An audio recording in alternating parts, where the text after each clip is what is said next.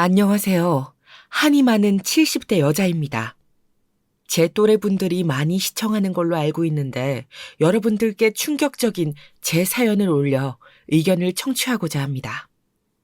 저는 일찍부터 남편을 저 세상으로 보내고 오로지 아들만 바라보며 살아왔습니다. 아들이 10살 때 남편이 교통사고로 그만 저와 제 아들과 생이별을 하고 말았죠. 그렇게 제 아들은 아빠 없이도 바르게 잘 자라주었습니다. 돈이 없어서 빨리 취직하려고 공부를 잘하는데도 상고에 갔고 졸업하자마자 바로 삼성에 취직했지요. 정말 저와 회사밖에 모르는 아들이었습니다. 친구들도 아주 가끔씩만 만났고요. 사춘기도 없었던 거나 다름없었습니다. 저 때문에 철이 참 빨리 들었죠. 그래서 더 안타깝고 미안한 게 많은 아들입니다. 지철아, 너무 회사집 해는 거 아니냐? 친구들이랑 놀고도 싶을 텐데 엄마 걱정은 하지 말고 친구들이랑 놀고 와. 여자친구들 사귀고. 난 네가 계속 회사 일만 열심히 하는 것 같아서 속상하다. 엄마, 난 회사집이 편해요. 집에 오면 사랑하는 우리 엄마 있죠? 맛있는 밥도 해주시고 천국이 따로 없어요. 집 나가면 다 돈인데요, 뭘. 여자친구는 글쎄요. 아직 잘 모르겠어요. 네 친구들은 여자친구 잘만 사귀고 다니던데 이참에 소개라도 받아봐라. 어떠냐? 이 엄마는 우리 지철이가 여자친구 사귀는 게 소원이야. 벌써 29살이잖니. 나 때는 그 나이에 진즉 결혼하고 애도 한참 커 있었어. 으이구, 여자친구도 사귀어봐야 알지. 쑥맥이라 나중에 장가 나갈 수 있을지 모르겠다. 안 가고 엄마랑 계속 살면 되죠, 뭐. 세상에서 우리 엄마가 해주는 집밥이 제일 맛있는데 제가 굳이 결혼을 왜 해요? 하여간 속 없는 녀석. 여자친구 생기거든 절대 그런 이야기 하면 안 된다. 알겠지? 여자친구가 그런 얘기 들으면 도망간다, 도망가. 친구들한테도 그런 얘기 하지 말고. 그러면 여자 소개도 안 해준다. 알겠어요. 여자친구 생기면 엄마랑 산다는 얘기 안 할게요. 그래도 엄마한테도 잘하는 착한 사람이 아니면 만나기 싫어요. 착한 사람이 있음 한번 만나볼게요. 안 그래도 형석이가 자기 직장 동료 소개해준다고 했었는데 하도 엄마가 이렇게 만나보라고 하니까 이번엔 한번 만나보고 올게요. 그게 정말이냐? 그럼 당장 만나봐야지. 많이 만나봐야 하는 거야. 그래야 여자 보는 눈도 생기고 그러지. 이 엄마는 지철이 네 연애하는 거 아주 적극 찬성이다. 그러니까 많이 만나봐. 자, 밥 다 되었다. 먹자. 이렇게 순수하고 착한 제 아들은 처음 만난 여자친구와 결혼을 하게 되었고 그게 바로 제 며느리였습니다. 쑥맥인 제 아들을 좋게 보았는지 먼저 우리 집에 인사로 오고 싶다고 했다고 하더라고요. 적극적인 면이 제 아들과는 대비돼서 오히려 좋아 보였습니다. 인사성도 바르고 예의도 바르고 무엇보다 우리 아들 지철이가 좋다고 하니까요. 큰 반대를 하고 싶지 않았던 것이 컸습니다. 집안도 우리 집보다 엄청 못 사는 것도 아니고 딱 적당하게 잘 맞는 정도였달까요. 또 우리 아들 지철이가 삼성이라는 대기업에 계속 쭉 다니고 있어서 모아놓은 돈도 어느 정도 있었고 앞으로 미래도 창창하니까요. 그렇게 한 8개월을 사귀고는 결혼을 해버렸죠. 며느리는 저한테도 굉장히 싹싹한 편이었습니다. 저 외로울까봐 일부러 근처에 신혼집을 얻기까지 했죠. 그게 고맙고 또 한편으론 미안해서 자주 찾아가진 않았습니다. 아들이 저 때문에 곤란하지 않기를 바라는 마음에서였죠. 그래도 한 동네이다 보니 소문도 다 들을 수 있고 같이 쇼핑하다가 마주치기도 하고요. 먼저 아들네 신혼집에 놀러 가진 않았지만 가끔씩 반찬도 해다 주고 그런 좋은 관계로 공존하는 것이 좋았습니다. 그렇게 한 동네에서 산 지 벌써 20년 정도가 되었네요. 한 자리에서 쭉 산 건 아니고 그냥 그 동네를 유지하면서 더 시설이 좋은 집으로 아들네는 이사를 갔지만 늘 제가 사는 집과 멀지 않은 거리를 유지했습니다. 그게 참 별거 아닌 것 같아도 고맙더라고요. 그래서 늘 거리를 지키려고 저도 노력했습니다. 그 마음을 알았는지 며느리는 고맙게도 먼저 찾아와 주더라고요. 어머님, 지난번에 해주신 반찬 너무 잘 먹었어요. 역시 어머님표 반찬이 최고라니까요. 제가 음식해서 채워가지고 돌려드려야 하는데 빈 반찬통만 들여서 번번이 죄송하네요. 우리 아들 민혁이도 어머님 반찬이 없으면 밥에 손도 안 댄다니까요. 아시다시피 제가 워낙 음식은 어머님에 비해 너무 못해서 괜히 음식 때렸다가 입맛만 버리실까 봐서요. 그 대신 오늘 제가 맛있는 저녁 대접할게요. 여기 소고기집에서 저녁 때 뵙는 거 어떠세요? 오늘 지철 씨도 일찍 끝난다고 하거든요. 6시 반에 소고기집에서 봬요. 제가 민혁이 데리고 갈게요. 아이고, 반찬은 내가 하면 되니까 신경 쓰지 말아라. 오히려 한 동네에 계속 살면서 이렇게 반찬 해다 줄 수 있어서 내가 다 좋지. 혼자 먹을 거 하면 자꾸 부실하게 하게 되거든. 같이 먹을 거 생각하니까 나도 계속 반찬을 하고 좋지 않니? 그냥 빈 반찬통만 줘도 되는데. 에휴, 그래, 소고기 한번 얻어먹지 뭐. 6시 반에 그 소고기집으로 가마. 이따 보자. 역시 어머님, 너무 감사해서 그러죠. 음식 못하는 저는 정말 어머님 근처에 사는 게 축복이라니까요. 네, 그러면 이따 6시 반에 봬요. 어머님께서 좋아하시는 소고기집으로 일부러 골랐어요. 저 잘했죠? 이렇게 먼저 다가와서 웃는 얼굴로 농담도 하고 염치도 챙기는 며느리가 마냥 예뻐 보였습니다. 또 지철이한테도 분명 잘할 거라고 생각했죠. 또 둘 사이에 민혁이라는 눈에 넣어도 안 아픈 손주가 태어나 정말 지철이를 키울 때처럼 행복했었거든요. 결혼 후 한 2년 정도 지나고 아이가 생겼고 벌써 고등학교 1학년이랍니다. 훌쩍 커버린 민혁이를 보면 자꾸만 옛날 어린 시절의 지철이가 생각나더라고요. 둘째는 혹시 생각이 없는지 외아들로 혼자 크던 지철이가 늘 외로워 보여서 둘째가 가능하면 둘째도 낳았으면 했습니다. 둘째가 없이 민혁이도 외아들로 혼자 커가는 것 그게 안타까웠지만 괜히 계속 물어보면 우리 지철이도 그렇고 며느리도 부담이 될까 봐 이야기조차 꺼내지 않고 살았습니다. 나중에 지철이한테만 따로 물어봤었지요. 예, 지철아. 반찬 여기 싸놨으니까 가져가면 된다. 그런데 너희는 혹시 둘째 가질 생각 아예 없니? 노력을 안 하는 거야? 아니면 아예 안 가지려고 피하는 거야? 아니면 이게 하늘의 뜻이니? 부담될까봐 새아가한테 말은 못하고 너한테라도 물어봐야겠어서 물어본 거다. 죄송해요. 저도 모르게 한숨을. 그러게요. 저도 기다리고 있는데 소식이 없네요. 민혁이 혼자 크면 외로울 것 같아서 둘째를 가지고 싶은데 모르겠어요. 저나 아내한테 불임의 원인이 있을 수도 있고 잘은 모르겠네요. 일부러 안 가지려고 하는 건 아니거든요. 저희가 더 노력해 볼게요. 반찬은 잘 먹을게요. 감사해요. 아니다. 괜히 마음에 담아두지 말고 난 그저 궁금해서 너희가 혹시 일부러 둘째를 안 가질 생각인지가 궁금했던 거지. 뭐 새아가가 힘들다고 하면 내가 민혁이 때보다 더 많이 둘째 돌봐줄 수도 있고 하니까 괜찮다. 아직 뭐 민혁이도 어리니까.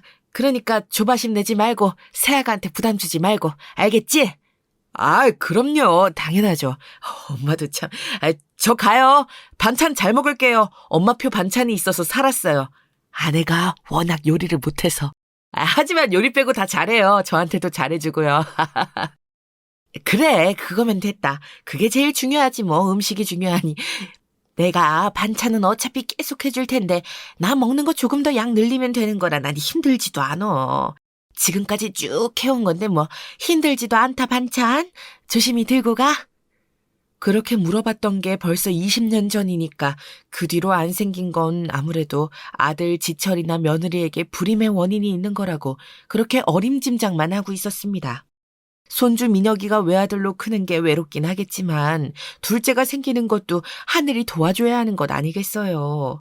그렇다고 입양이라도 하라고 제가 먼저 강요하는 건 아닌 것 같더라고요. 둘째가 없는 게 민혁이나 지철이한테 안타까운 일이었지만요. 저도 여러 손주를 보고 싶은 마음이 있었는데 지금은 접었죠. 벌써 저도 어엿한 70대 할머니가 되었는걸요. 손주가 없으니 할머니가 아닐까요? 그렇게 아들네와 가까운 거리에서 살면서 매주 반찬을 해줄 정도로 가깝게 지내면서 만족하면서 살아온 지 20년이 되었습니다. 갑자기 아들이 홀로 세상을 떠나기 전까지였죠. 아들은 남편과 마찬가지로 교통사고로 생을 마감했습니다. 그런데 조금 이상한 점이 있었어요. 백주대 낮에 절대 술을 마시지 않는 성실한 아들이 교통사고로 실려왔을 때 만취 상태였다는 겁니다. 무엇이 우리 아들에게 술을 마시게 한 걸까요? 술을 마시지 않았다면 차에 치이지 않았을까요? 이렇게 허망하게 아들이 쉰도 안 돼서 세상을 등지게 되자 모든 세상이 덧없게 느껴지더군요. 인생이 대체 뭘까? 나는 남편도 잡아먹고 아들도 잡아먹은 건가? 이런 몹쓸 생각까지 들더라고요. 아들이 너무 보고 싶었습니다. 아들이 10살 때부터 40 후반이 될 때까지 저는 40년 정도를 아들을 보며 살아왔기 때문이죠. 세상을 살아가는 이유였던 아들이 이렇게 허망하게 가버리자 저도 더 이상 살아야겠다는 생각이 들지 않더라고요.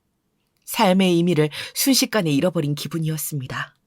그래서 남편이 죽고 남긴 유산을 원래는 아들이 쉰이 되는 해에 모두 줄 생각이었는데 아들이 그 전에 죽어버렸으니 남은 건 옆에서 아들을 외롭지 않게 한평생 같이 살아온 며느리와 아직 어린 손주밖에 없더라고요. 그래서 며느리에게 전 재산을 주고 저는 아들을 따라 저 세상으로 가야겠다는 생각을 했습니다.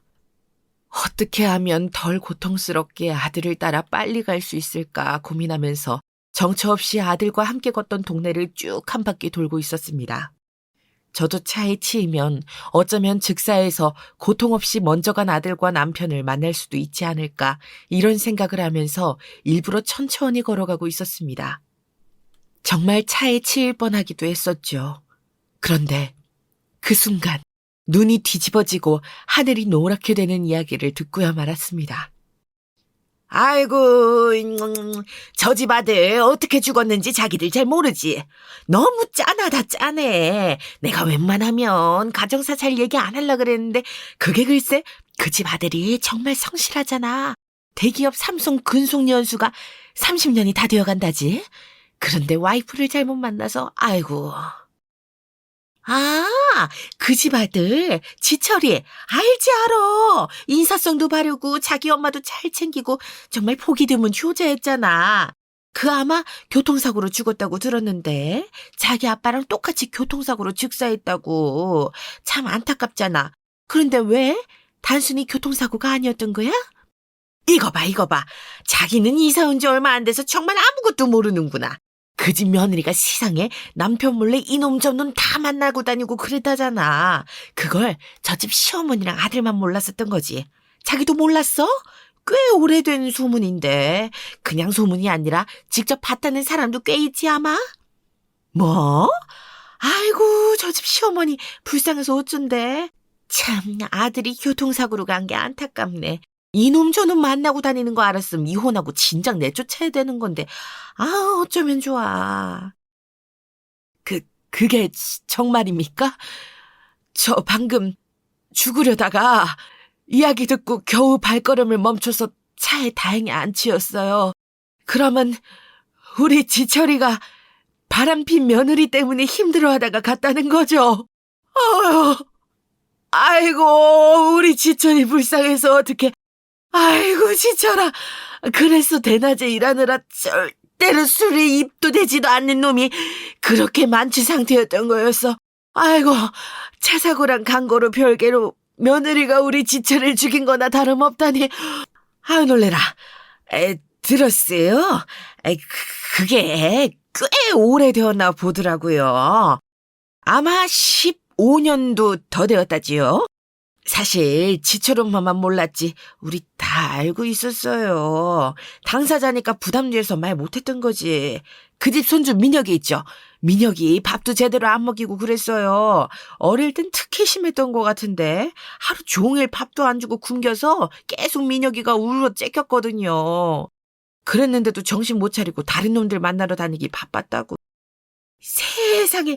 지철 엄마, 이거 절대 가만두지 마요. 15년도 넘게 이놈 저놈 만나면서 바람 피운 데다가 하나밖에 없는 손주 밥도 제대로 안 챙겨준 며느리 내쫓아야죠. 아들도 죽은 마당에 누구 좋은 일 할 일이 있어요?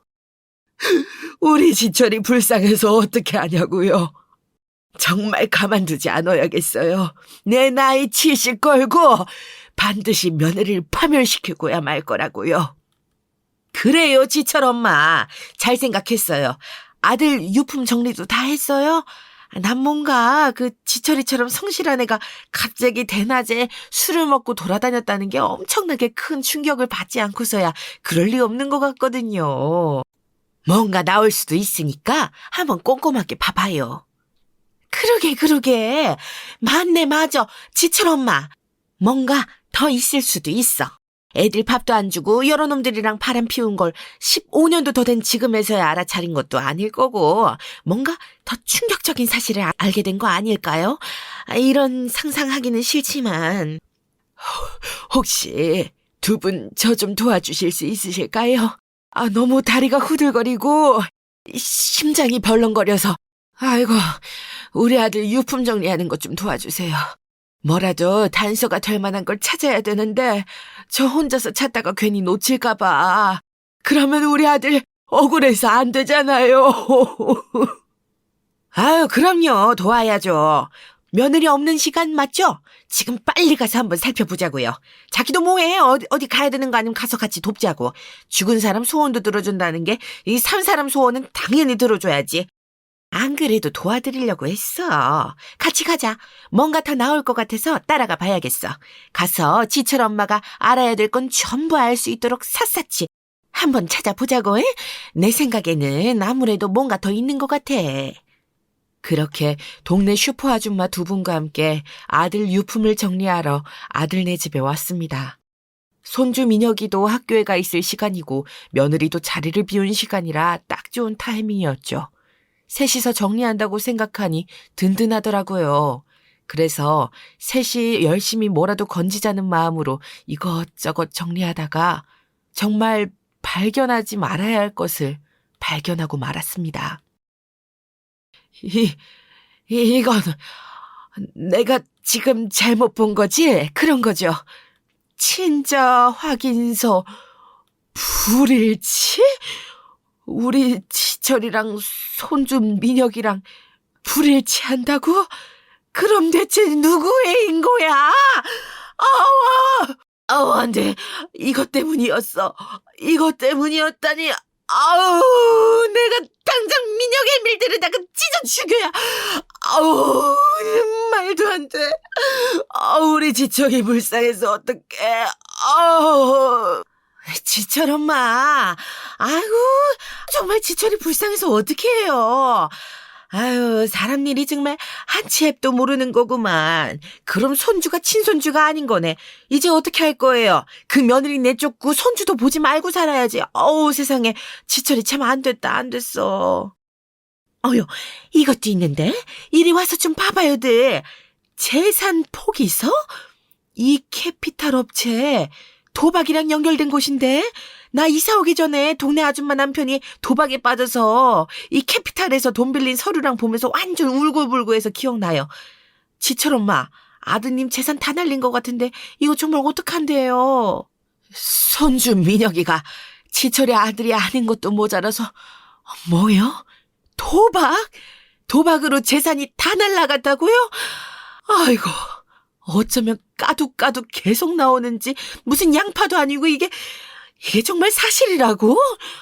지철이가 이걸 알고 그렇게 술을 퍼마실 수밖에 없었겠네.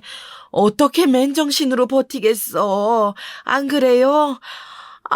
지철아. 아이고 우리 지철이 불쌍해서 어떡해. 지철 엄마, 생각보다 너무 심각한데? 이럴 때일수록 정신 똑띠 차려야 되는 거 잘 알죠? 아까 그랬잖아요. 내 나이 70인생 걸고 며느리한테 피해 복수를 하신다면서요. 파멸시켜야죠. 부셔버리고 조져야죠. 아들 눈에서 피눈물 나게 만들었는데 그래서 죽게 만든 거잖아요. 가만히 놔둘 거야? 복수! 그거 하자고요. 그래요. 이건 절대 그냥 넘어갈 수 없는 일이잖아요. 지금 아드님 재산 도박으로 다 까먹은 게 며느리가 맞다면 데려다가 아주 그냥 고문을 해도 모자라죠. 게다가 손주분이 친손주가 아니라니 제가 지철 엄마 복수에 도움이 필요하시면 무엇이든 도울게요. 알면 알수록 정말 도저히 안 되겠네요. 고마워요, 두 분 다. 내 인생을 걸고 내 나이 70을 걸고 며느리를 개박살 내야겠어요. 난 그것도 모르고 아들 따라서 세상 떠나고 며느리한테 내 전 재산 남겨주려고 했었는데 그 재산으로 며느리를 어떻게든 파멸시켜야겠어요. 두고 보세요. 다 산산조각 내버릴 거예요. 도움이 필요하면 요청할게요. 정말 고마워요. 우선은 며느리에게 제대로 된 복수를 하기 전에는 모르는 척하려고 아들의 유품을 다시 정리해두고 왔습니다. 주요 증거가 될 만한 재산 포기각서와 친자 확인서는 가지고 나왔고요. 정말 정신이 아득해져 왔습니다. 하나 있는 손주가 다른 씨였다니 아들 지철이가 얼마나 배신감을 느끼고 슬펐을지 너무 가슴이 아프고 아려오더라고요. 어떻게 이렇게 사람이 파렴치할 수가 있을까요? 당장 드는 생각은 며느리와 며느리 불륜 상대들을 싹 다 잡아다가 찢어 죽여버리고 싶었습니다. 정말 그 정도로 너무 화가 나더라고요. 그들에게 어떻게 하든 제 아들은 절대 살아 돌아올 수 없으니까요. 왜 죄 없는 저희 아들만 고통 속에 죽어가야 했던 걸까요? 너무 화가 났습니다. 그리고 이건 하늘의 뜻이라는 생각을 했죠. 아무것도 모른 제 아들을 따라 삶을 포기하고 죽으려고 했던 저에게 슈퍼 아줌마들의 이야기가 귀에 들어온 건 이대로 죽지 말고 며느리를 벌하라는 운명일 테니까요. 이럴 때일수록 정말 정신을 똑바로 차려야 하더라고요. 어떻게 며느리를 고통 속에 파멸시킬지 고민을 하다가 우선 며느리가 우리 지철이와 결혼을 누리고 있었던 것들을 생각해 보았습니다. 지금 살고 있는 집과 누구의 자식인지도 모르는 손주 민혁이의 양육비, 수년간 탈취해온 지철이의 월급 전부가 우선 떠오르더군요. 심지어 그마저도 도박빚에 집도 이미 넘어간 상태였고요. 그래서 당장 하루아침에 길가에 내앉아도 이상할 게 전혀 없는 상태였죠. 그래서 가장 먼저 그 집을 강제 집행하도록 했습니다. 하루아침에 거리에 내앉게 만든 것이었죠. 저희 집 비밀번호는 바꿔놓았습니다. 함부로 들어와 있게 놔둘 수는 없으니까요. 인터넷에 찾아본 복수하는 법, 결정적인 증거 남기는 법을 열심히 본 덕을 조금 보았습니다. 그러고 조금 기다리자 며느리에게 바로 연락이 오더라고요. 어머님, 저희가 사실 지금 많이 어려운 상태예요. 지철 씨가 죽고 나서 당장 저랑 민혁이가 갈 데가 없는 상태인데 혹시 어머님 집에 가도 될까요? 아까 가봤는데 비밀번호가 바뀌어 있더라고요. 두들겨도 답이 없으시길래 오실 때까지 기다릴까 하다가 전화드렸어요. 정말 뻔뻔하구나. 내가 언제까지 모를 거라고 생각했냐? 민혁이 내 손주도 아닌 애 관심 없다. 우리 지철이 아들이 아닌 거 내가 모를 줄 알았니? 지철이가 친자 검사한 거 다 확인했다. 네가 도박으로 날려먹은 집 문서도 이미 다 봤고 말이야. 그걸 어떻게 어머님께서 알고 계시는 거예요? 지철 씨가 죽기 전에 얘기한 것도 아닐 테고 도대체 어떻게 하신 거예요? 도박빚이 살짝 있긴 하지만 어머님 돈 있으시잖아요. 민혁이 지철 씨 아들로 벌써 17년이에요, 어머님. 갑자기 이러시면 저희는 어떡해요. 제발 죽은 지철 씨를 봐서라도 그 더러운 입으로 우리 아들 이름 함부로 올리지 마라. 가증스러운 건 넌 사람도 아니야. 네가 날려먹은 집에서 나와서 사는 건 당연한 거 아니니? 뻔뻔하게 네가 죽인 거다. 우리 아들 지철이 네가 죽였어. 살려내라고. 어머님, 제가 도박 때문에 재산 날려먹은 것도 맞고 네, 지철 씨 아이가 아닌 민혁이를 지철 씨 아이로 키운 것도 잘못했고 인정하지만 제가 지철 씨를 죽였다니요. 멀쩡한 남편을 제가 왜 죽였겠어요? 죽일 이유가 전혀 없잖아요. 지철 씨는 아무것도 모르고 죽었어요. 행복하게. 아니! 지철이는 네 그 추악한 면모를 다 알아버렸어. 알고 나서 도저히 감당이 안 되었던 거지. 백주대낮에 일하느라 절대 술은 입에도 대지 않는 우리 지철이가 술을 마신 상태로 도로를 활보한 건 다 너의 그 사악한 비밀들을 알았기 때문이라고 알아? 그건 억지죠, 어머님. 아무리 제 탓을 하고 싶으셨다고 해도 그건 아니죠. 아니에요. 아니라고요. 지철 씨가 그걸 알고 죽었는지 모르고 죽었는지 어떻게 아세요? 어머님께서 지금 제 뒷조사를 꽤 하셨나 본데 지철 씨가 그날 술 마시고 차에 치인 게 제 잘못은 아니잖아요. 안 그래요? 저는 어찌되었든 어머님 며느리고 우리 민혁이도 어머님 손주잖아요. 저희 좀 거두어 주세요. 네? 네? 증거? 증거라고 했니?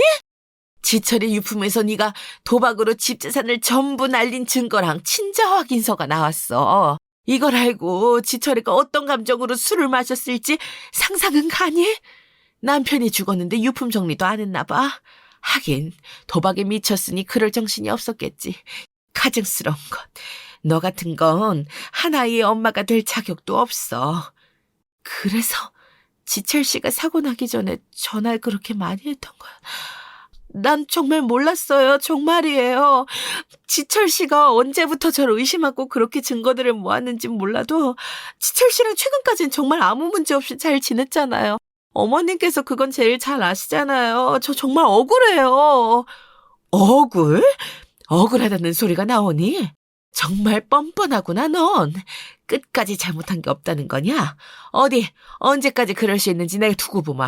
난 진작부터 집에 있었어. 너랑 민혁이는 더 이상 내 가족이 아니다. 우리 집 앞에서 상주할 생각은 꿈도 꾸지 말고 경찰에 신고해서 잡아가라고 할 테니 민혁에겐 안 듣지만 더럽고 악랄한 엄마를 둔 죄겠지. 그만 썩 꺼져. 이게 내 복수의 전부란 생각은 말고. 그러면 집에 있는데도 안 열어주신 거예요? 정말 너무하시네요, 어머님. 이러시면 지철 씨가 정말 속상하겠어요. 네? 네? 하루아침에 이렇게 내쫓아졌는데 어머님께서 저랑 민혁이를 버리시면 저희는 어디로 가요, 어머님? 그러지 마시고 나와서 이야기해요, 네? 경찰 불렀다. 끌려나가고 싶으면 계속 거기 있어. 네 불륜남들도 같이 신고할 거니까 그렇게 알고 마음대로 해라. 그러자 정말 경찰들이 찾아올 거라고 생각한 건지 불륜남들 정체를 다 들켰다고 생각한 건지 주춤거리면서 사라지더라고요. 저는 유부녀랑 붙어먹은 그 불륜남들 정체까지 알아볼 정신은 아직 없었습니다. 사실 그것보다 더 중요한 건 증거 확보더라고요. 며느리를 다시는 얼굴 들고 다니지 못하게 만들 결정적인 증거를요. 지금까지 통화한 내용을 전부 녹음했거든요. 이 내용을 저는 언론사에도 제보할 거고 경찰에도 넘길 겁니다. 그리고 며느리가 가는 도박장에도 미행을 할 생각이었죠. 제가 따라가면 너무 티가 나고 그래서 탐정을 고용했습니다. 금방 알아내더라고요. 그새를 못 참고 자기 아들인 민혁이는 어떻게 되든 말든 다음날 일찍부터 도박판에 끼웃거리는 며느리를 발견했습니다. 탐정님한테 듣고 증거로 사진 몇 장 폰으로 전송받고 바로 경찰에 신고를 했습니다. 도박장 현장에서 잡혀야 바로 잡혀 들어갈 테니까요. 여사님, 말씀하신 대로 며느리분이 도박장에 있는 거 다 확인했습니다. 사진 폰으로 보내드렸고요. 여기 위치도 보내드렸습니다. 경찰에 신고하시면 출동해서 아마 현장에서 잡혀 들어갈 수 있을 것 같은데요. 제가 계속 망보고 있겠습니다. 얼른 신고해주세요. 정말 감사해요, 탐정님. 역시 일 잘하신다는 소문만큼 일 처리가 확실하시네요. 신고 바로 넣을게요. 며느리가 정말 도박으로 제 아들 재산을 모두 날린 걸 생각하면 경찰을 통해서 깜빵을 보내는 게 아니라 개인적으로 잔인하게 고통스럽게 죽이고 싶은 심정이에요. 아휴, 감옥에서도 금방 나올 것 같아서 분이 안 풀립니다. 더 좋은 방법이 정말 없을까요? 돈은 얼마든지 드릴 수 있어요. 저희가 웬만해서 불법적인 일은 안 하려고 합니다. 합법적인 수준에서 넘어갈 수 있는 걸 그 경계를 왔다 갔다 하면서 의뢰인분들을 도와드리고 있는 거죠. 그렇지만 며느리분은 정말 사연을 들으니 도박만으로 깜빵에 가는 걸로는 도저히 분이 안 풀릴 것 같더라고요. 듣던 제가 격분할 정도였으니까요. 그냥 불륜은 하도 많이 있어서 놀랍지도 않은데 도박으로 전 재산을 날린 것도 모자라서 손주까지 친손주가 아니라면서요. 그렇다면 저라면 이 방법을 쓸 것도 같습니다. 공감해 주셔서 너무 감사해요. 어려운 일 해주시는 거 잘 알고요. 그 방법이라는 게 뭘까요? 어떻게든 더 죗값을 제대로 치르고 이왕이면 평생 감옥에서 살았으면 좋겠어요. 저희 남편을 죽인 건 바로 며느리나 다름없으니까요. 며느리가 체포되기 전에 제가 그쪽 음료수에 마약을 몇 개 풀고 오겠습니다. 눈이 풀리면서 극도로 흥분을 할 테니 아마 체포될 때 수사관들도 눈치챌 겁니다. 그리고 마약까지 묶여서 들어가면 형이 완전히 달라지는 거죠. 대신 이건 좀 비용이 셉니다. 그래도 하실 건가요? 당연하죠. 제 잃은 인생을 걸고 어떻게든 며느리 인생을 박살내기로 결심했습니다. 얼마가 들든 상관없습니다. 당장 실행해 주세요. 꼭 며느리가 깜빵에서 최대한 오래 살게 해주세요. 부탁드립니다. 알겠습니다. 바로 실행하겠습니다. 신고는 제가 신호드리면 그때 해주셔도 늦지 않을 것 같습니다. 도박장에 한번 들어오면 금방 파하지는 않아서요. 조금만 기다려주세요. 예, 감사합니다, 탐정님. 탐정님만 믿고 기다리겠습니다. 정말 너무너무 감사드려요. 이 이야기는 절대 비밀로 하겠습니다. 그렇게 며느리는 경찰에 체포되었고 도박장에서 마약까지 취급한 것으로 덜미가 잡혀서 그 도박장을 운영한 업주는 물론이고 며느리, 도박하던 사람들 모두 마약 사범으로 더 큰 형을 살게 되었습니다. 당연히 억울하다는 모른다는 표정이었지만 증거가 있으니 억울하다고 소리쳐도 소용이 없었겠죠. 그리고 며느리의 친정에 이 모든 사실을 알렸습니다. 며느리가 도박으로 우리 아들 재산을 전부 탕진하고 수없는 불륜을 계속해서 저지른 데다가 손주 민혁이까지 지철이의 아들이 아니라는 사실을 말이죠. 친정에서는 믿을 수 없다며 노발대발했지만 제가 내민 증거들 앞에서는 아무 말도 할 수 없었습니다. 전부 사실이었기 때문이었죠. 결국 증거들을 모두 살펴본 며느리의 친정 식구들은 며느리를 버리기로 결심했는지 변호조차 하지 않고 면회도 안 왔다고 하더라고요. 다 자업자득이겠죠. 우리 수정이가 도박에 손을 댔다고요? 그래서 최서방이 번 돈이랑 집, 재산 다 탕진했단 겁니까? 아니, 말이 안 되잖아요. 게다가 민혁이가 친손주가 아니라니요. 민혁이 아빠 아들이지? 그럼 누구 아들이란 겁니까? 사부인 갑자기 이러시면 저희 너무 당황스럽습니다. 정말 아무것도 모르셨나 봅니다. 딸 잘못 키우신 잘못이 있으니 긴 말 안 하겠습니다. 지금 제가 증거 복사본 가지고 왔습니다. 천천히 살펴보세요. 따님과 통화한 녹음 파일도 있습니다. 직접 실토하거든요. 들어보세요. 뻔뻔하게 내 아들을 죽게 만들고 끝까지 자기는 잘못한 게 없다고 하는 이런 인간 같지도 않은 걸 딸이라고 저희 집에 시집 보내셨습니다. 제 말이 사실인지 아닌지는 직접 보고 판단하시라고요. 지금 따님은 경찰서에서 조사받고 있을 겁니다. 사부인, 대체 왜 이러십니까? 저희 딸은 그런 애가 아닙니다. 뭔가 사부인께서 크게 오해를 하고 오신 것 같은데 그만 고정하시고 잠시 저희 집에 들어와서 이야기 나누시죠. 아니요, 바깥사돈. 죄송하지만 한시도 며느리와 며느리 집안과 엮이고 싶지 않습니다. 정말 아직도 치가 떨리니까요. 따님은 도박판 현장에서 붙잡혀서 경찰 조사를 받고 있습니다. 마약에까지 손을 댄 모양이더군요. 민혁이는 제 손주는 아니지만 바깥사돈과 사부인의 손주는 맞습니다. 그러니 데려다 키워주세요. 민혁이의 존재 자체가 제 아들 지철이에게는 큰 상처이지만 민혁이가 잘못한 건 아니니까요. 제가 드릴 말씀은 이게 답니다. 앞으로 저를 사돈이라고 부르지 마세요. 그럼 이만. 며느리의 친정댁에 찾아가서 모든 걸 이야기하길 참 잘한 것 같습니다. 그래도 민혁이는 할머니 할아버지 손에 제발 잘 자랐으면 좋겠거든요. 제 아들에게는 씻지 못할 상처 그 자체이지만 저는 민혁이를 보면서 옛날에 지철이를 키울 때를 떠올리기도 했었고 민혁이를 보면 지철이가 떠올라서 이제 견딜 수가 없거든요. 감옥에 간 며느리가 민혁이를 제대로 키우는 것은 당연히 불가능한 일이고 친정댁에 있어서 참 다행이란 생각까지 들었습니다. 정말 며느리 곁에 아무도 남지 않게 만들어버린 것이었죠. 계획대로 며느리를 깜빵에 보내고 증거들을 이용해서 우리 아들 지철이와 민혁이의 관계도 아무것도 아닌 것으로 만들려고 했는데 생각보다 참 복잡하더라고요. 그리고 제가 떠나면 어차피 물려줄 사람도 이제 완전히 없는 셈이니까요. 그래서 변호사를 불러서 유서를 썼습니다. 내용은 이랬습니다. 제가 죽으면 제 모든 재산이 며느리나 손주로 되어 있는 민혁이에게 한 푼도 가지 않고 전부 사회에 환원될 수 있도록 하는 것이었죠. 그것까지 해놓고 나니 안심이 되더라고요. 그리고는 마지막으로 저에게 이런 복수를 할 수 있게 해준 동네 슈퍼 아줌마 두 분을 찾아가서 감사 인사를 했습니다. 정말 고마워요. 두 분이 거기서 그렇게 얘기하지 않았다면 저는 아마 진작 이 세상에 없을 겁니다. 우리 아들 지철을 죽게 만든 장본인이 그 사악하고 악랄한 며느리인 줄도 모르고 눈을 감을 뻔했어요. 다시 생각해도 정말 아찔하네요. 같이 아들 유품 정리도 도와주고 정말 많은 도움을 받았네요. 아이고, 우린 할 일을 했을 뿐인걸요. 복수는 잘 끝났어요? 우리 너무 궁금해서 정말 소식 너무 기다리고 있었다고요. 지금 얼굴이 핀 거 보니까 복수를 잘 마친 것 같긴 한데. 정말 고생 많으셨어요. 얼마나 마음고생을 했게요. 이제 진짜 행복해야 돼요. 그거면 돼요. 또 먼저 간 아들이랑 남편 따라간다고 죽을 생각은 하지 말고요. 환하게 웃으면서 살자고요. 복수도 다 시원하게 하신 것 같은데. 사실 그렇게 시원하진 않아요. 마음 같아선 살아 돌아오지 못하는 불쌍한 내 아들 지철이보다 더 고통스럽게 죽여버리고 싶어요. 하지만 내가 그런 죄를 짓는 건 먼저 간 지철이랑 남편이 바라지 않을 테니 법이 테두리 안에서 줄 수 있는 벌을 다 주려고 노력했어요. 도박장에서 현장 검거하고 마약까지 엮어서 제대로 들어가 있어요. 그리고 그 파렴치한 짓을 한 걸 사돈댁에선 정말 아무것도 모르고 있더라고요. 도박에 마약까지 아주 싼 것이 가지가지 했네요.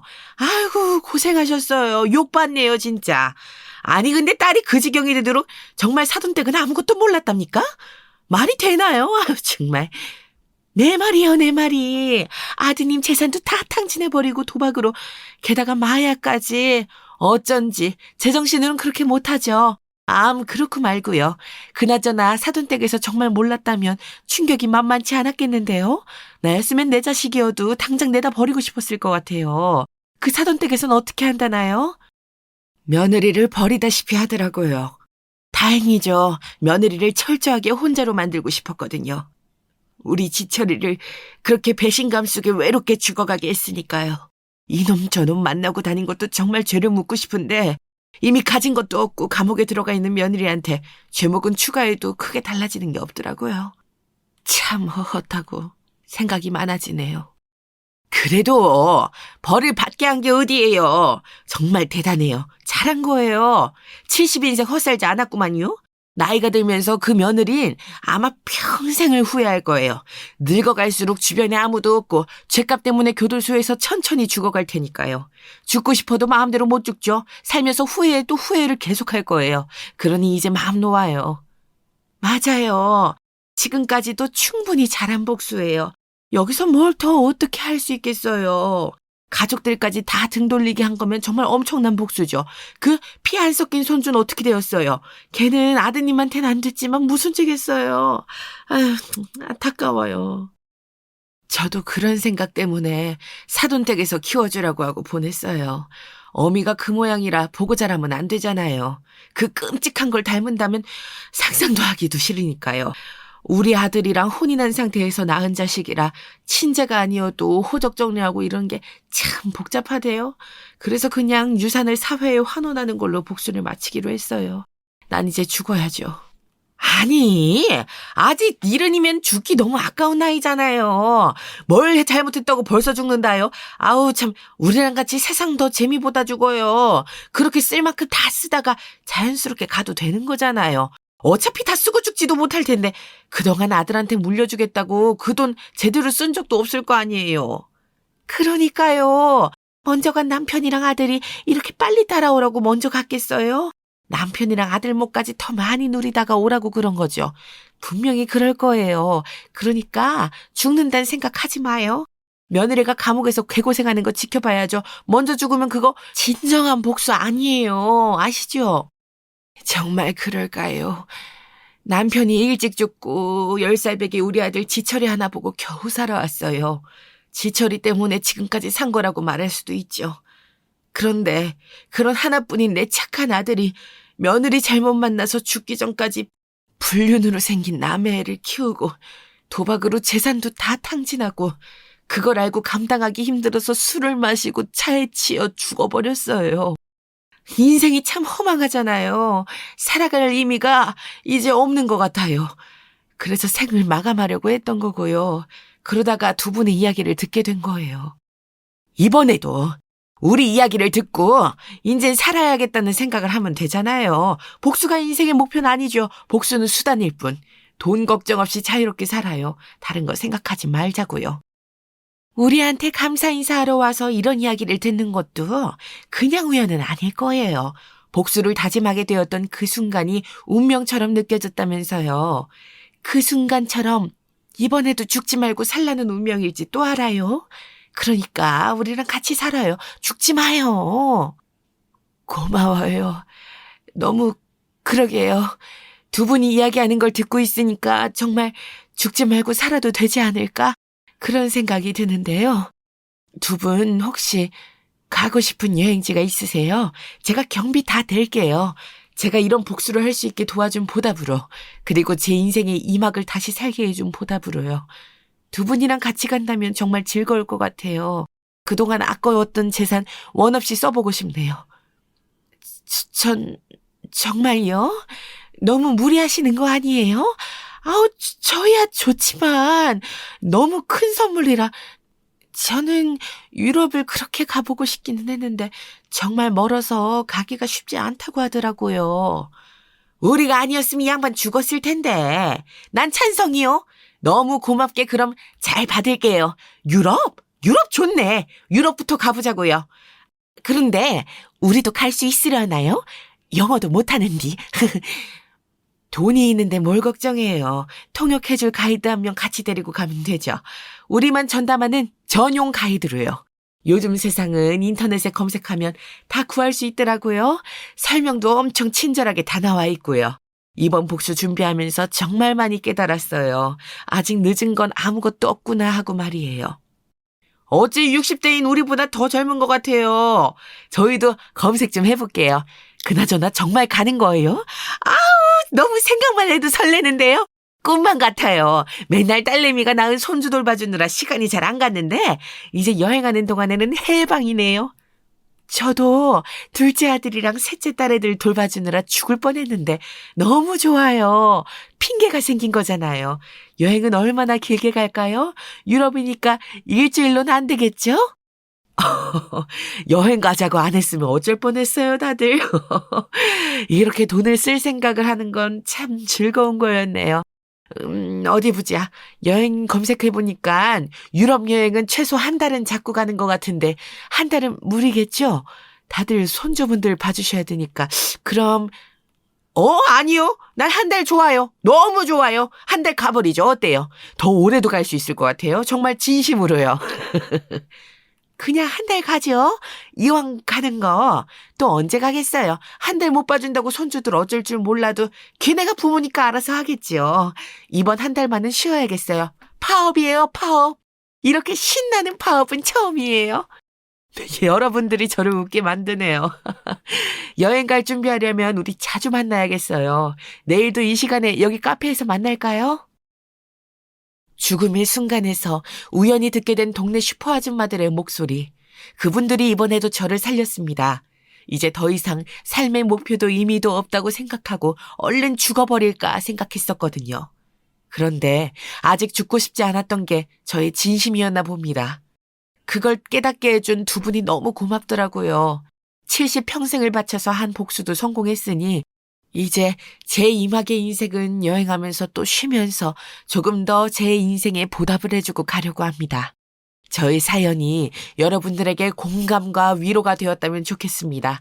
사연 들어주셔서 감사합니다. 여러분 안녕하세요. 저는 2명의 딸과 남편과 행복하게 사는 40대 여자입니다. 그러다 우리 부부에게도 제보하고 싶은 사연이 얼마 전에 생겨서 용기 내어 제보하게 되었어요. 사실 마냥 좋은 일은 아니라 제보할까 말까 고민했는데 남편이 우리가 죄를 지은 것도 아니니까 당당하게 제보하자고 하더라고요. 오늘 제 사연은 우리 친정에 관한 내용이랍니다. 저한테 친정은 애증이라는 단어로 설명할 수 있어요. 아마 제 또래인 여성분들은 제 얘기에 공감하실 텐데요. 남아선호 사상과 연관이 있습니다. 저는 위로 2살 차이인 오빠가 있어요. 우리 집은 친할머니를 모시고 살았는데 친할머니부터 부모님까지 모두 저보다 오빠를 훨씬 더 편애하셨습니다. 그나마 아빠는 저를 챙기셨는데 특히 친할머니가 오빠를 많이 좋아하셨어요. 옛날 분이라 그냥 저는 없는 취급하기도 하셨습니다. 예, 진영아. 할머니가 우리 손자 주려고 시장 가서 도넛 사왔다. 이리 와서 먹어. 아유, 우리 소중한 손자. 날이 갈수록 잘생겼어. 이거 먹고 할머니가 용돈 줄 테니까 친구들이랑 나가서 놀아. 할머니, 저도 도넛 먹고 싶어요. 하나만 먹으면 안 돼요? 안 돼. 여자애들은 간식 먹으면 살쪄. 여자는 자고로 마르고 예뻐야 해. 살찌니까 너는 먹지 마. 내가 우리 손자 주려고 사온 건데 어디서 손을 대려고 해. 저리 가! 가서 너희 오빠 주게 과일이나 깎아와. 할머니는 심지어 먹는 걸로도 차별하셨어요. 엄마가 준비한 간식도 제 입에 들어가면 노발대발하셔서 저는 몰래 방에 가서 먹기도 했답니다. 진영아, 여기가 어디라고 들어와? 남자는 부엌에 들어오면 안 돼. 당장 가서 거실에서 편하게 텔레비전이나 보고 있어. 알겠지? 야! 너는 기집애가 이렇게 손이 늘어서 어떡하니? 나중에 시집은 가겠어? 아까부터 계속 양파만 까고 있네. 빨리빨리 행동해야지. 곧 친척 들어오시는데, 으휴. 명절이나 제사 때도 저는 당연하게 부엌에서 할머니와 엄마를 도왔어요. 반면 오빠는 부엌에 들어오기만 해도 할머니는 소스라치게 놀라며 나가라고 하셨죠. 너 자꾸 이러면 할머니랑 엄마한테 이럴 거야. 당장 나한테 내놔. 집에서 어른들이 오빠를 대놓고 싸고 도니까 당연히 오빠는 버릇이 나빠졌어요. 제가 더 어리고 만만하니까 오빠는 항상 저를 놀리거나 괴롭혔습니다. 할머니가 오빠에게만 맛있는 간식을 주면 일부러 제 앞에서 먹기도 했죠. 이렇게 서러운 편에는 아빠가 돌아가시고 더 심해졌어요. 아이고, 내 새끼. 우리 아들 어떡하니? 불쌍한 우리 아들. 어떡해. 이게 말이 되는 상황이니? 내 새끼. 혼자 열심히 일하더니 이렇게 먼저 가면 어떡해? 여보, 어떡해? 당신이 이렇게 갑자기 죽으면 남은 우린 어떡해? 우리 애들 이제 중학생이야. 어떡해? 나 너무 절망스러워, 여보. 안 돼. 당신 없이 내가 어떻게 애들을 혼자 키워? 아빠는 공장에서 관리자 역할로 일하셨어요. 그날은 기계가 오작동해서 갑작스러운 기계 결함 때문에 아빠는 하루아침에 돌아가시게 되었습니다. 그때 제 나이가 중학생 1학년이었고 오빠는 3학년이었죠. 아빠의 벌이로 5 식구가 살던 상황이었는데 갑작스러운 아빠의 죽음으로 하는 수 없이 엄마가 나가서 식당에서 일하셨어요. 평범하게 살던 우리가 이제는 평범하게 못 미치는 형편이 되었습니다. 그러면서 할머니는 오빠에 대한 집착이 더 심해졌어요. 가여운 우리 손자. 너를 보면 네 아빠가 떠올라. 우리 아들하고 똑 닮았어.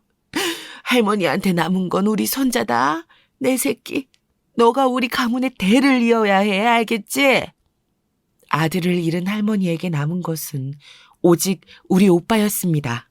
아빠가 없는 것은 저도 똑같았는데 할머니에게 전 안중에도 없었죠. 제가 진짜 제일 서럽게 생각했던 것은 바로 진로 문제였어요. 학교에서 선생님도 나한테 미술에 재능 있대. 엄마는 오빠 학부모 상담회만 가서 모르지. 나 미술대회만 나가면 상 타는 거 몰라? 그렇게 담임 선생님이 엄마한테 학교 오라고 하는데 어떻게 한 번을 안 와? 지선아, 엄마가 식당에서 일하느라 못 가는 거잖아. 우리 딸이 미술 잘하는 거 엄마도 기뻐. 그런데 우리가 아빠 돌아가시고 지금 집안 형편이 안 좋잖아. 들어보니까 미술이 돈이 많이 필요하다고 하더라고.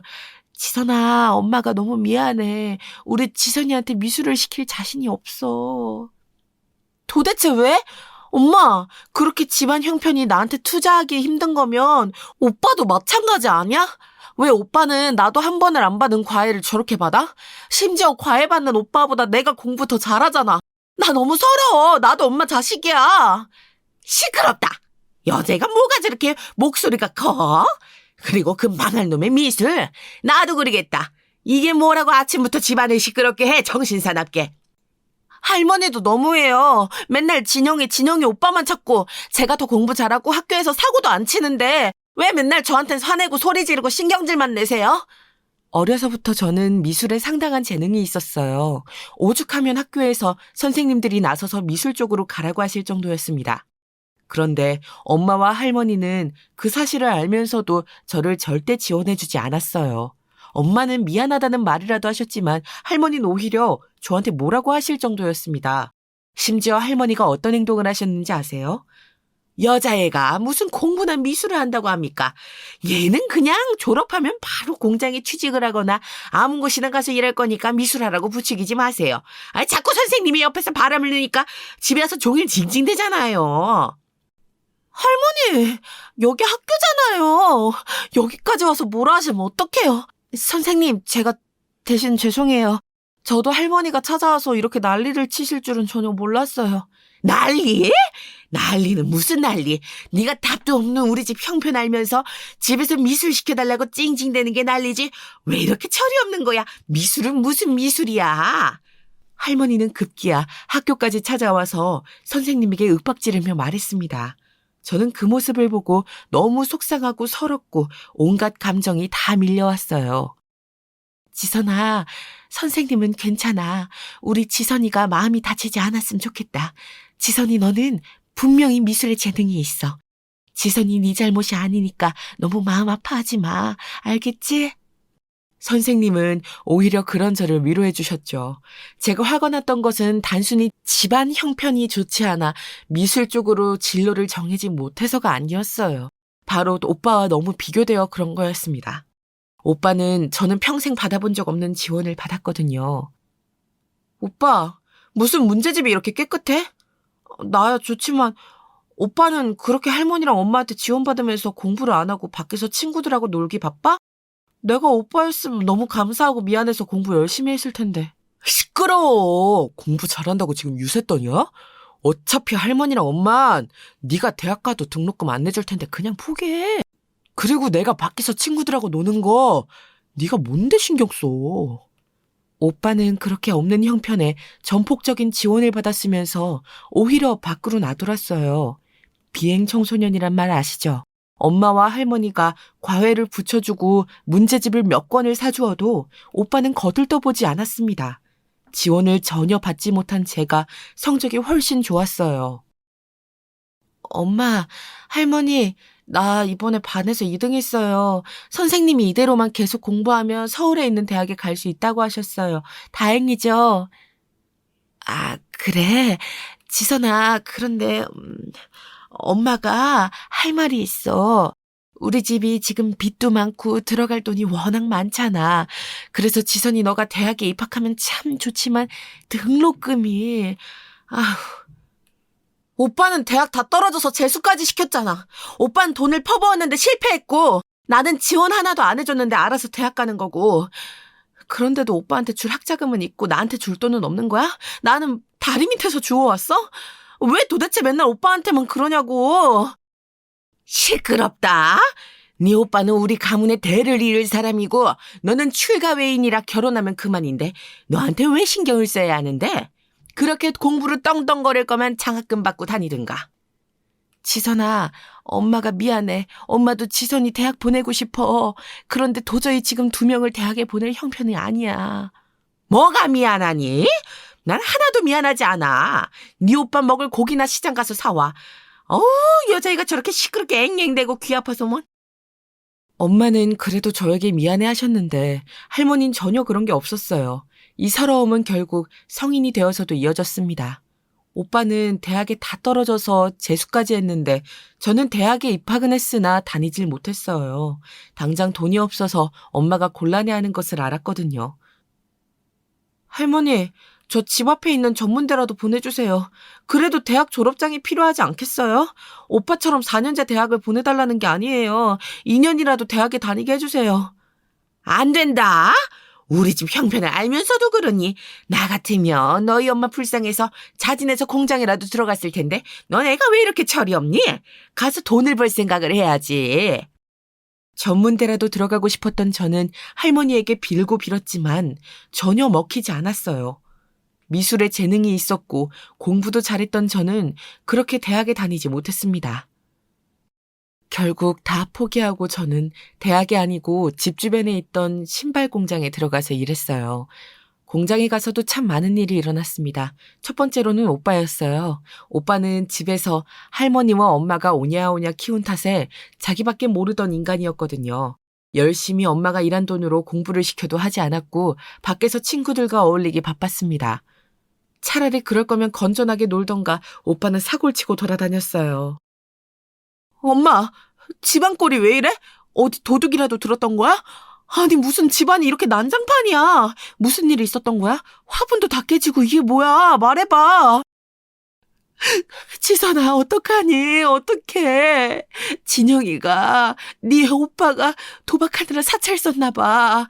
아까 사채업자들이 찾아와서 집안 살림을 다 뒤졌어. 어떡하니? 당장 2천만 원 어디서 구해? 할머니는 사채업자랑 싸우다 다쳐서 지금 병원에 있어. 뭐? 아, 지금 오빠는 어딨어? 도박? 사채? 진짜 사람이 어떻게 그래? 왜 이렇게 매번 사고를 치고 돌아다니는 거냐고. 아, 내가 못 살아. 어디를 갔는지 모르겠어.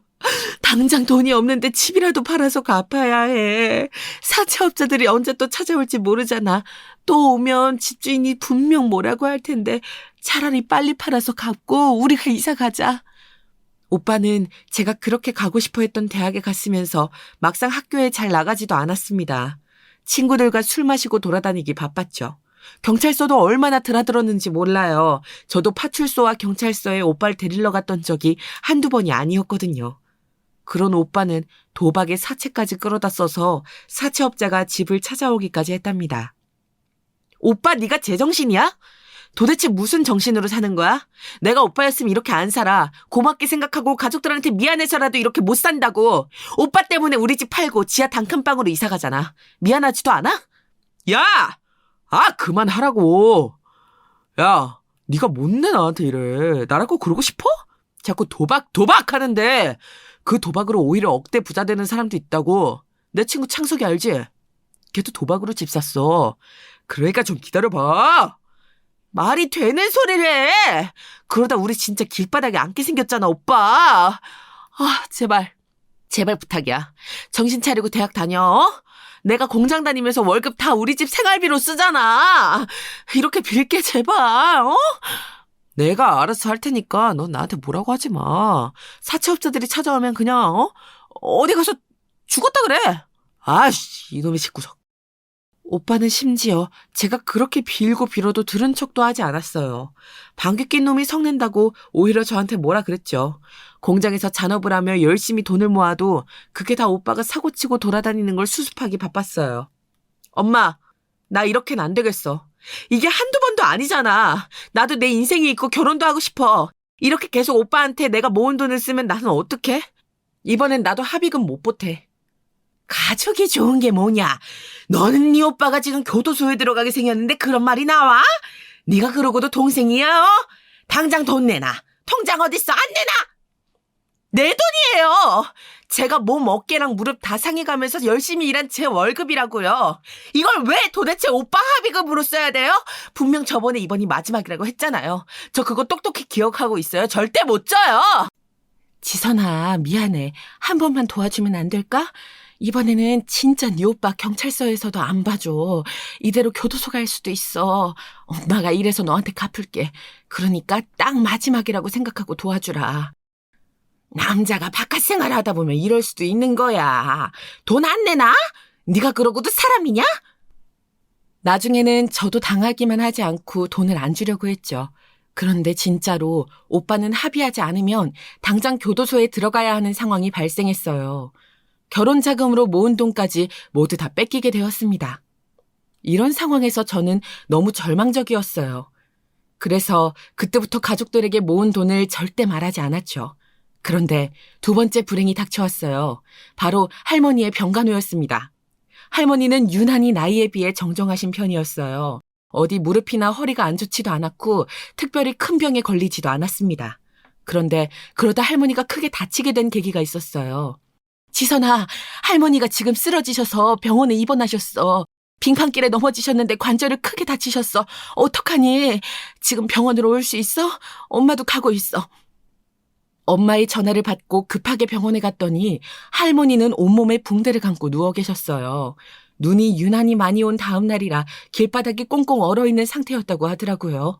할머니는 오빠를 위해 고기를 사러 나갔다가 그만 발을 헛디뎌서 쓰러지셨습니다. 아이고, 내 허리야. 무릎하고 발목하고 너무 아파서 정신을 차릴 수가 없네. 아이고, 죽은 내 아들이 꿈에 나왔어. 진영아, 우리 손자, 진영이 어딨니? 할머니는 쓰러진 와중에도 오빠를 애타게 찾았어요. 하지만 오빠는 연락두절 상태로 집을 나간 상태라 할머니가 쓰러진 것도 모르고 있었죠. 생각보다 많이 다친 할머니를 가족 중에 누군가가 간호해야 하는 상황이었습니다. 엄마가 할머니 간호를 하려고 했는데 지금 내가 손목이 안 좋아서 잘할 수 있는지 모르겠어. 지선이 네가 어리니까 할머니 옆에서 좀 수발 들어줘. 엄마도 자주 와서 얼굴 볼게. 알겠어. 일단 사람이 우선이니까 그렇게 할게. 그럼 나 공장에 말해야 하니까 엄마가 오늘만 봐줘. 할머니 간호하는 거 힘들어 보이는데 어쩔 수 없지. 오빠 집에 오면 당장 말해. 가족 중 누군가는 반드시 할머니를 간호해야 했고 가장 젊은 제가 당첨되었어요. 오빠는 집에 들어오지도 않았고 엄마도 몸이 좋은 상태는 아니었거든요. 우리 진영이는 어디 가고 네가 있냐? 네 오빠 소식은 아직 없는 거냐? 너무 보고 싶어서 눈물이 나올 것 같아. 우리 진영이 어디 가서 뭐하고 있대냐? 몰라요. 오빠가 연락도 안 되는 상태로 집 밖에서 돌아다니는 게 한두 번인가요? 할머니는 옆에서 이렇게 간호하는 것도 손녀딸인데 계속 오빠만 찾고 싶으세요? 뭐? 누가 너 보고 옆에 있으래? 내가 그러라 그랬어? 네가 자벌적으로 있으면서 나한테 왜 그래? 그럴 거면 너 나가. 나가고 우리 손자 데려와. 데려오라고. 나도 너 보기 싫어. 환자분 진정하세요. 보호자분, 환자분 진정하셔야 해요. 이렇게 난동 부리면 안 돼요. 할머니를 간호하며 저는 더 서러운 일이 많았어요. 옆에서 거동이 불편한 몸을 도와주는 것은 난데 할머니는 계속해서 오빠를 찾기 바빴거든요. 오빠는 대학은 다니지도 않았고 열심히 밖에서 나이트를 가거나 놀기 바빴습니다. 이런 가정 형편에서 저에게 한 줄기 빛이 나타났어요. 지선 씨, 많이 기다렸어요? 내가 최대한 빨리 오려고 했는데 늦은 건 아니죠? 기다리게 해서 미안해요. 우리 맛있는 거 먹으러 가요. 준석 씨, 아니에요. 저도 온 지 5분밖에 안 됐어요. 일단 조금 진정하고 천천히 가요. 제가 알아보니까 여기 식당이 그렇게 맛있다고 하더라고요. 저기로 가요. 바로 저에게도 드디어 남자친구가 생겼습니다. 이름은 김준석이었고 친구의 소개로 만나게 되었어요. 준석 씨도 저도 서로 첫눈에 보자마자 이 사람이다 싶어서 만난 그날 사귀게 되었습니다. 남자친구는 이런 힘든 상황에서 오로지 저만 바라보며 다정하고 헌신적이었어요. 지선 씨에게 그런 사정이 있는 줄은 몰랐어요. 워낙 밝고 많이 웃어서 이런 속사정이 있을 줄은 상상도 못했거든요. 제가 지선 씨였으면 너무 힘들어서 다 때려치우고 도망갔을 거예요. 저도 마음 같아서는 이 지긋지긋한 집을 떠나서 새 출발을 하고 싶어요. 아무도 모르는 곳에서 새 인생을 시작하는 거죠. 상상만 해도 즐거운데요? 사실 엄마만 아니었으면 이미 이 집을 떠났을 거예요. 우리 엄마의 인생이 너무 불쌍해서 아직 제가 이렇게 붙어 있는 거죠. 지선 씨는 마음씨가 곱고 예뻐요. 저였으면 이미 성인이 되자마자 집을 나갔을 거예요. 오빠도 참 양심이 어디 간 건지. 그러면 안 되는 건데, 그렇죠? 그렇게 말해줘서 고마워요. 제가 살면서 누구한테도 의지하지 못했는데 처음으로 이렇게 타인에게 의지하게 되었어요. 준석 씨를 만나기 전에는 무슨 정신으로 살았는지 모르겠어요. 실제로 남자친구는 저에게 아주 큰 힘이 되어주었어요. 그때가 혼자 병원에서 할머니를 간호하던 때였는데 병간호가 절대 쉬운 일이 아니었거든요. 몸도 마음도 힘들었던 저를 유일하게 위로하고 제 마음을 알아주던 사람이 바로 준석 씨였습니다. 그리고 한 가지 안타까운 소식이 있는데 할머니는 그렇게 쓰러지셔서 일어나지 못하셨어요. 몸을 아예 못 움직이셔서 온갖 합병증이 다 생겼고 그대로 하늘나라로 가게 되었습니다. 준석 씨, 여기까지 와줘서 진짜 감사해요. 할머니를 생각하면 미운 감정이 더 컸는데 막상 이렇게 돌아가시니까 마음이 좋진 않아요.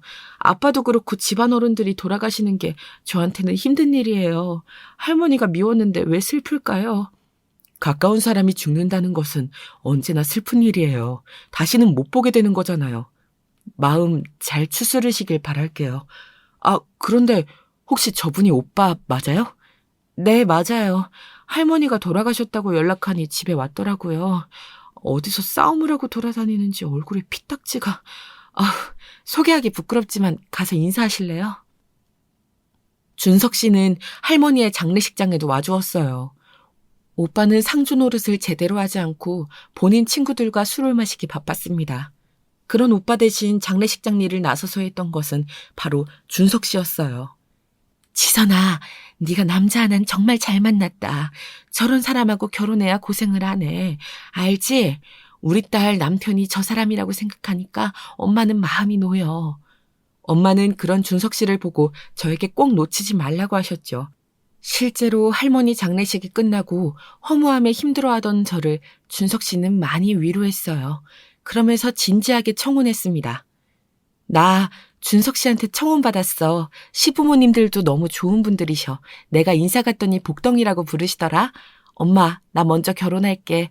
나 이제 내 인생 살고 싶어. 그래, 알겠다. 네 오빠는 만나는 여자가 있는 것 같긴 하던데 지선이 너라도 정상적인 결혼 생활하면 엄마야 환영이지. 그동안 오빠 뒷바라지 하느라 수고 많았어. 엄마는 늘 너에게 미안해. 오빠보다 제가 먼저 결혼했는데 오빠도 이 점에 대해선 뭐라 하지 않더라고요. 결국 오빠는 다니던 대학을 자퇴했고 직장도 제대로 다니지 않았습니다. 오빠를 싸고 도는 할머니도 돌아가시고 저도 이제 오빠한테 손을 떼려고 했어요.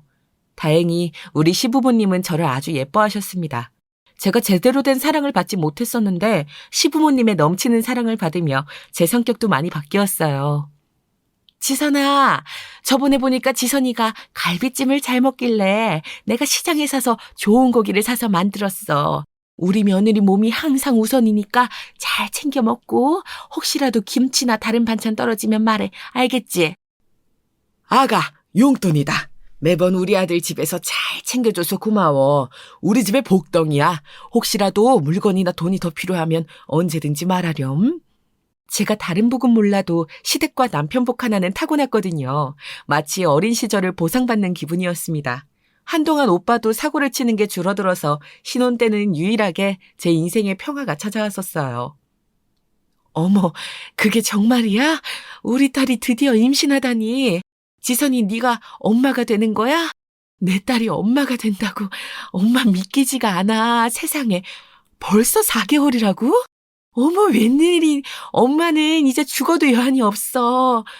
엄마 죽긴 뭘 죽어. 엄마 손자랑 평생 행복하게 살 생각을 해야지. 임신했다고 시부모님도 너무 좋아하셔. 벌써 아기용품을 백화점에서 얼마나 사주셨는지 몰라.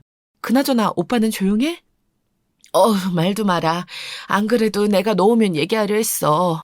네 오빠 또 사고 쳤어. 만나는 여자 있는 것 같다고 했잖아. 그 여자랑 결혼하겠대. 심지어 임신했더라. 너랑 비슷하게 아기 낳을 것 같아. 결혼한다고 돈 달라고 하던데 없다고 했어. 아마 지선이 너한테도 연락할 거야. 오빤 도대체 무슨 양심이 있어서 우리만 보면 돈을 그렇게 달라고 하는 거야?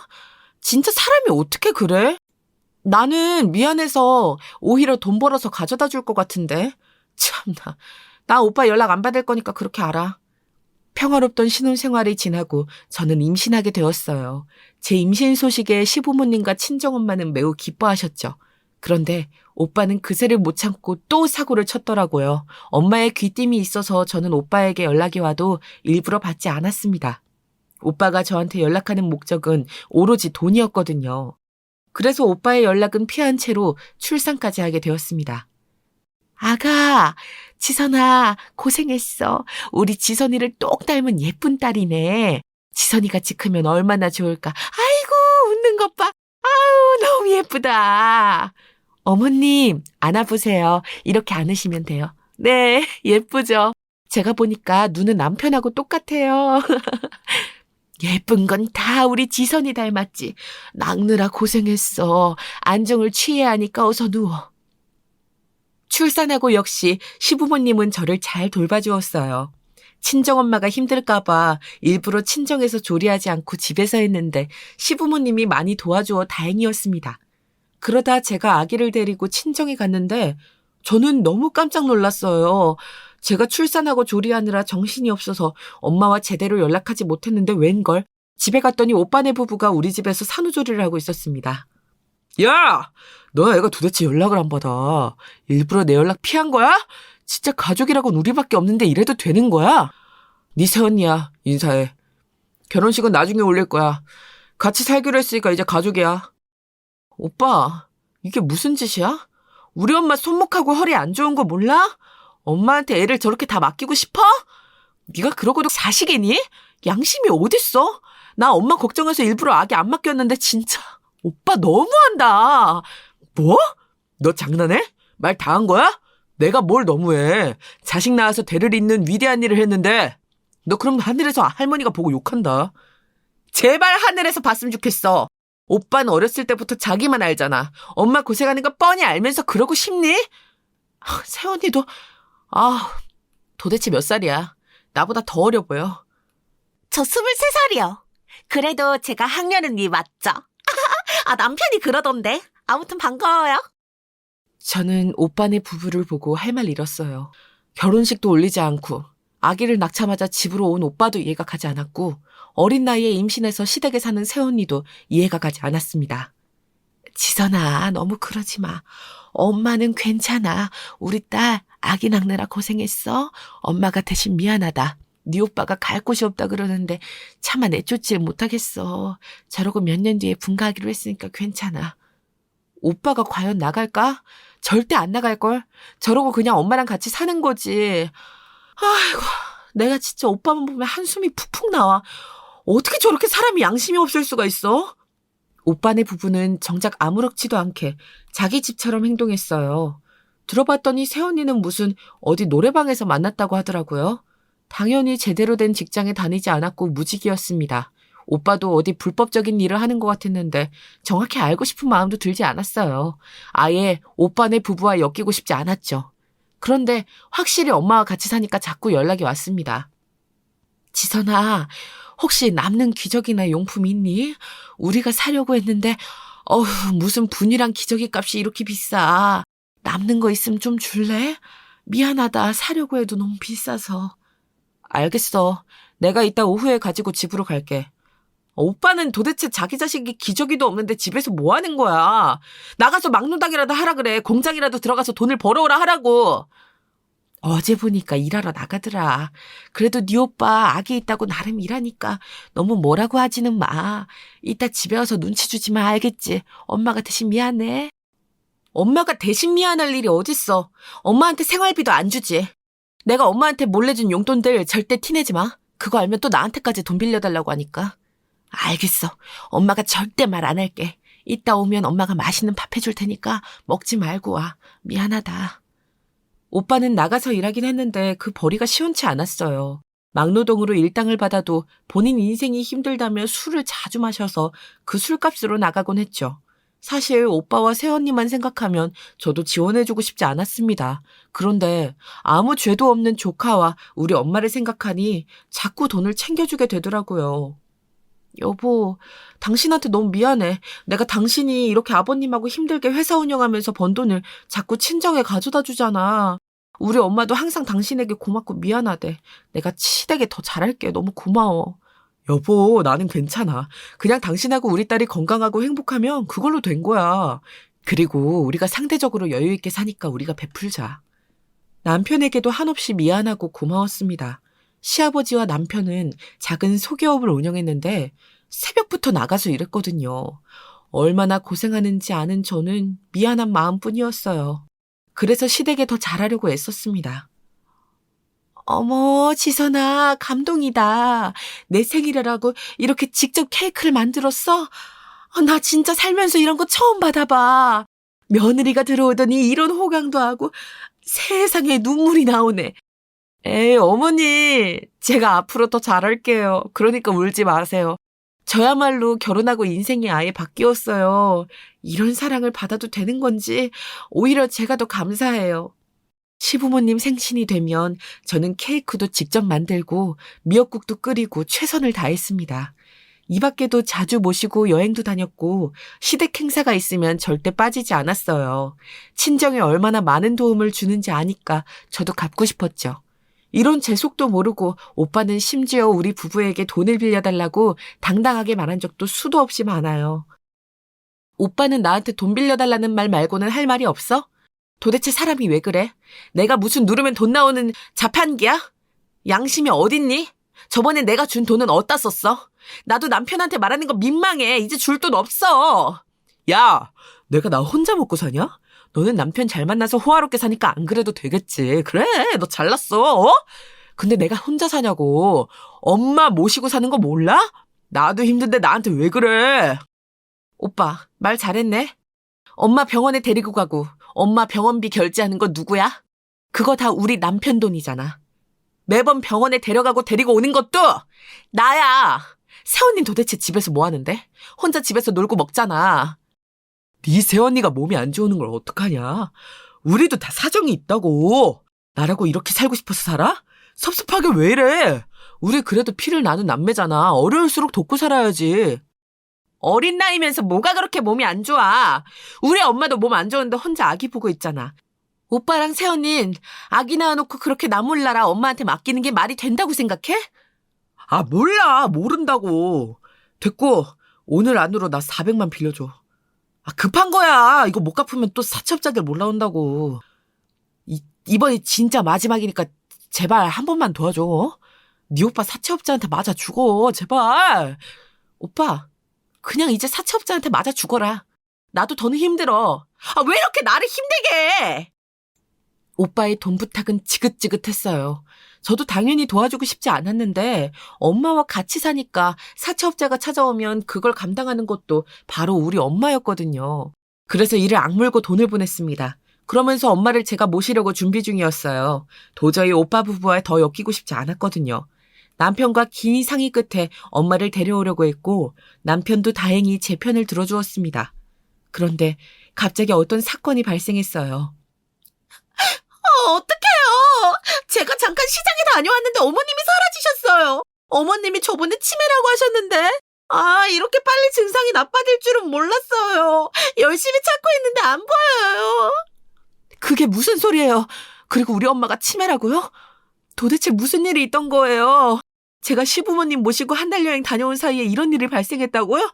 우리 엄마 마지막으로 본 게 언제예요? 어머님이 분명히 오늘 아침엔 있었어요. 그런데 제가 아기를 데리고 시장에 갔다 오니까 현관문이 열린 상태로 있었어요. 어떡해요? 남편도 열심히 찾고 있어요. 경찰에 신고를 했어요? 그리고 엄마가 치매 판정을 받았으면 저한테 말씀하셨어야죠. 제가 어디 다른 나라에 간 것도 아니고 제주도에 간 건데. 시부모님이 환갑이라 기념으로 제주도로 한 달 살이를 다녀왔거든요. 곧 우리 엄마를 제가 모시고 살 예정이라 시부모님을 모시고 갔던 거였어요.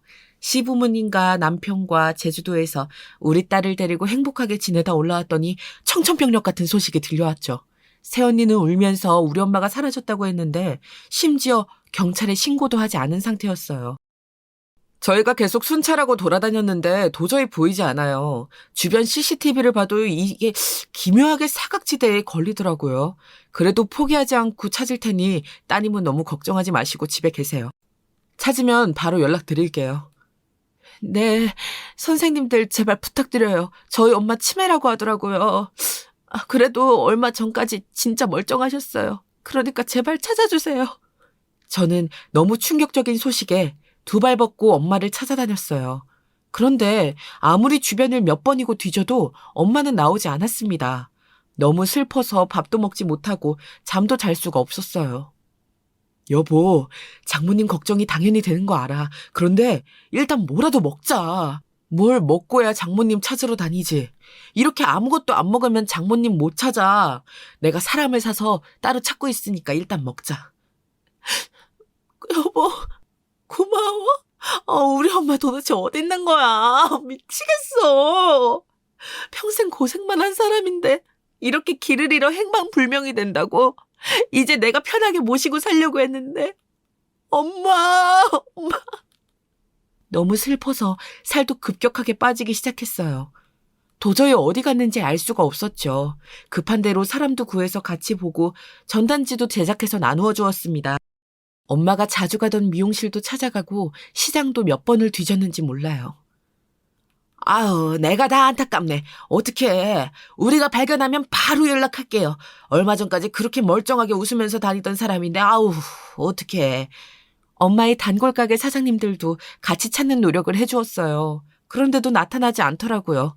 날이 갈수록 엄마에 대한 걱정은 늘어갔습니다. 우리 엄마 도대체 어디 가신 거야? 지선아, 어떡하지? 오빠, 진지하게 말해봐. 진짜야? 새언니를 의심하는 건 아닌데 진짜 오빠는 엄마 마지막으로 본 게 그 전날 밤이야? 그렇다니까. 난 새벽에 일하러 가서 전혀 몰라. 나도 이럴 줄 알았으면 우리 집 앞에 감시 카메라라도 달아놓을 걸 그랬어. 그리고 네 새언니 그렇게 나쁜 사람 아니야. 그러니까 그런 의심하지 마. 저는 지푸라기라도 잡는 심정으로 남편과 시간만 나면 밖을 돌아다녔어요. 남편도 회사 일을 뒤로하고 우리 엄마를 찾는 데 신경 썼죠. 이때 생각만 하면 남편에게 얼마나 고마운지 모릅니다.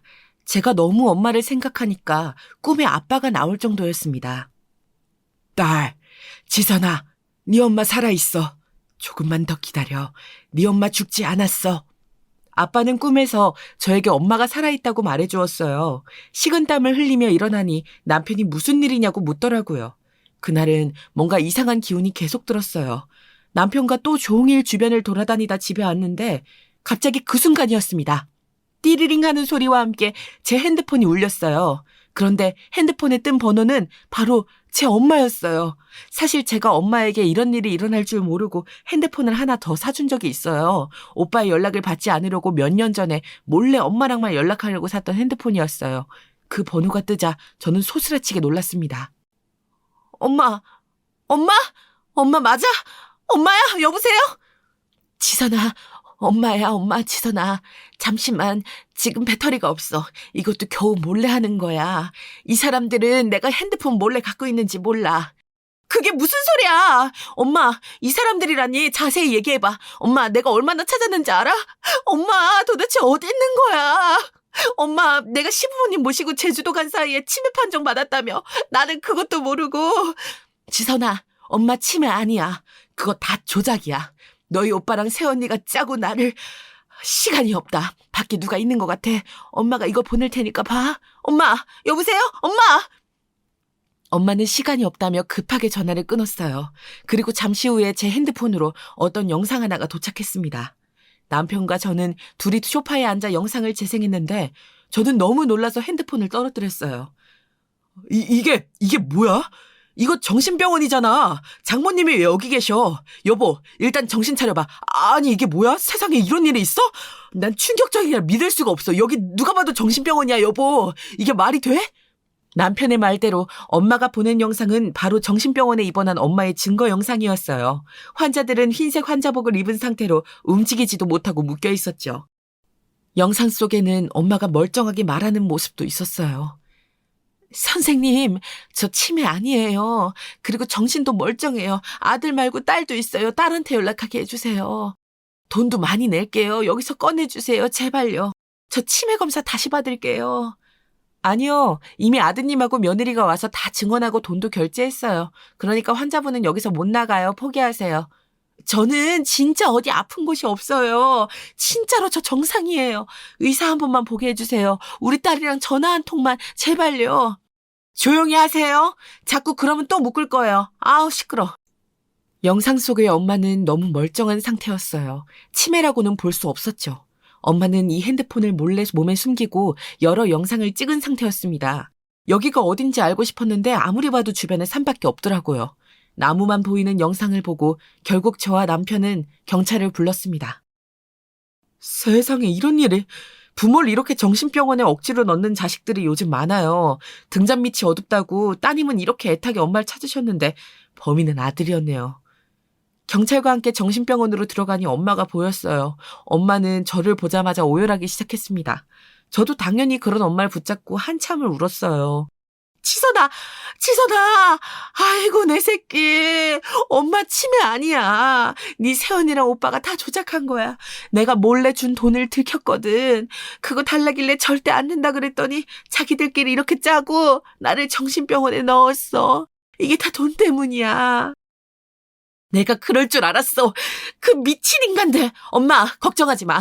나랑 남편이 책임질 테니까 엄마는 이제 우리랑 같이 살면서 행복하게 살자. 그 돈들은 남편이 알아서 할 거야. 장모님, 고생하셨어요. 이게 다 무슨 일이에요, 세상에. 아무리 그래도 자기한테 헌신한 엄마를 이렇게 정신병원에 가둘 수가 있나요? 알고 봤더니 엄마는 제가 몰래 준 돈을 옷장에 넣어놨었대요. 그걸 새언니가 돈이 없어서 집안을 뒤지다 발견했고 오빠와 함께 돈을 달라고 했었나 봐요. 엄마는 당연히 거절했는데 거절하니까 둘이 돌변해서 짜고 엄마를 몰래 차에 태워 감금했다고 했습니다. 야, 이 망할 놈아. 네가 그러고도 인간이냐? 어릴 때부터 너밖에 몰랐던 엄마를 이런 식으로 대? 사람이면 이러면 안 되는 거지. 도대체 사고를 얼마나 치고 다니길래 이래? 아니야, 오해야. 엄마, 지선아, 우리가 진짜 일부러 그런 게 아니야. 아내랑 난 그냥 사채업자가 또 집에 오면 엄마가 위험하니까 보호하려고 일부러 그런 거야. 정신병원이 오히려 안전하니까 진짜야. 말 같지도 않은 소리 하지 마세요.